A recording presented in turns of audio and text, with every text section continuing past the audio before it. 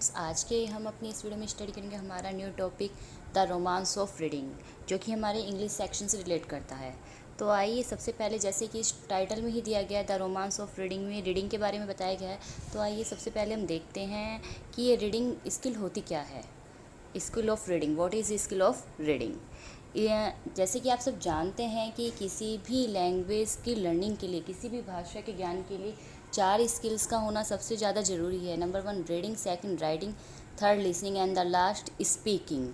तो ये चारों स्किल्स ही मिलकर हमारी लैंग्वेज लर्निंग को परफेक्ट बनाती हैं। जैसे कि आप सब जानते हैं कि इनमें से 2 स्किल हमारी रिसेप्टिव होती है, जो कि होती हैं रीडिंग और लिसनिंग। दोनों ही चीज़ें जो स्किल है हम वो ग्रहण करते हैं, उनमें हमारा कोई प्रोडक्शन नहीं होता, हम सिर्फ उन्हें एक्वायर करते हैं, प्राप्त करते हैं दूसरों से और फिर अंडरस्टूड करते हैं। तो जो बाकी 2 बचती हैं राइटिंग और स्पीकिंग, वे दोनों स्किल्स हमारी प्रोडक्टिव स्किल की कैटेगरी में आती है। यानी जिन दोनों को हमें प्रोडक्ट करना होता है, उत्पादित करना होता है, यानी वे हमारी खुद की लैंग्वेज नॉलेज से और खुद के इंटरनल नॉलेज से निकल कर आती हैं। जितना ज़्यादा अच्छा हमारा भाषा का ज्ञान होगा, उतना ही अच्छा उनका प्रोडक्शन होगा।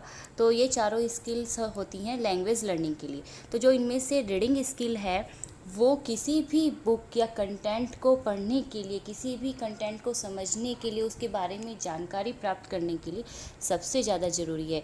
यदि हमारे सामने किसी भी तरह का कोई कंटेंट रखा हुआ है, कोई मैगज़ीन है, कोई बुक है, वो सब डिपेंड करेगा हमारी उसकी रीडिंग पर। यदि हम उसको रीड करने में एबल हैं, समर्थ हैं, तभी हम उससे प्राप्त होने वाली जानकारी को समझ सकेंगे और उसको अपने जीवन में अप्लाई कर सकेंगे। तो क्योंकि रीडिंग के द्वारा हम न सिर्फ केवल एक वर्ड को पढ़ते हैं, बल्कि जो हमारा ग्रुप ऑफ वर्ड्स है, यानी जो पूरा हमारा मैटर होता है, वो सब हम रीडिंग से ही समझते हैं। तो इस तरह से जो हमारी स्किल ऑफ रीडिंग होती है, वो हमारी किसी भी कंटेंट को जानने के लिए सबसे ज़्यादा ज़रूरी होती है।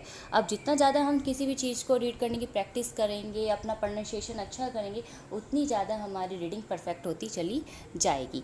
अब आते हैं काइंड्स ऑफ रीडिंग, रीडिंग्स के काइंड्स। जैसे कि आप यहाँ देख रहे हैं कि रीडिंग 3 प्रकार की होती है। फर्स्ट होती है इंटेंसिव रीडिंग, सेकंड होती है extensive and the last skimming. तो आइए देखते हैं सबसे पहले इंटेंसिव रीडिंग क्या होती है।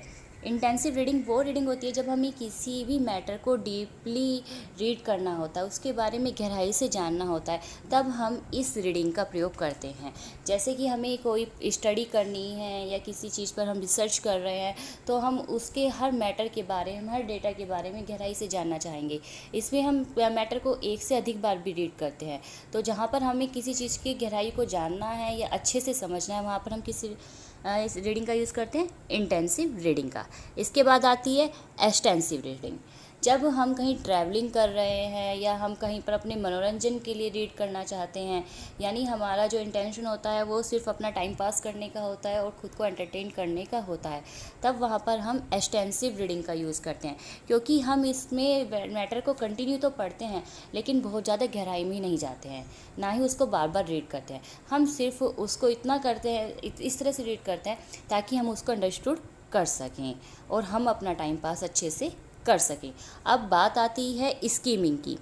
जब हमें कहीं पर कोई किसी बुक को जानना होता है कि यह बुक किस मैटर से रिलेट कर रही है, इसमें किस बारे में लिखा है या ये क्या है, तो हम उसकी हल्का फुल्का आगे पीछे से या उसमें थोड़ा बहुत मैटर पढ़ते हैं, तब वो रीडिंग स्कीमिंग कहलाती है। जैसे कि हम कहीं किसी स्टॉल पर गए हैं और हमें वहाँ पर बुक्स लेनी है, तो हम उन्हें कुछ थोड़ा बहुत वैसे उथला पुथला पढ़ते हैं ताकि हम उसका बेसिक जो थीम है वो जान सकें।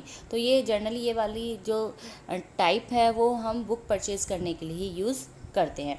एक्सटेंसिव का यूज़ हम जैसे ड्रामास पढ़ते हैं, नॉवेल्स पढ़ते हैं, मैगज़ीन पढ़ते हैं, इन सबको यूज़ करने के लिए करते हैं। तो ये थे काइंड्स ऑफ रीडिंग। अब बात आती है इम्पोर्टेंस ऑफ लाइब्रेरी की।